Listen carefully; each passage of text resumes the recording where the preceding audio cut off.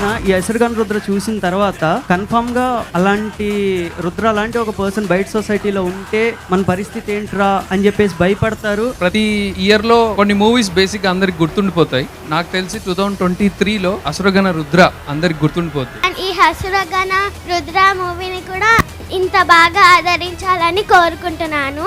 అందరూ ఈ cinema theatre లో చూడాలని మనస్ఫూర్తిగా కోరుకున్నాను. నేను చాలా కాన్ఫిడెంట్ గా చెప్తున్నాను, మీ అందరికి ఖచ్చితంగా నచ్చుతుంది. మీరందరూ థియేటర్ వరకు వచ్చి ఈ ఫిలిం ని ఆదరించాలని మనస్ఫూర్తిగా కోరుకుంటున్నాను.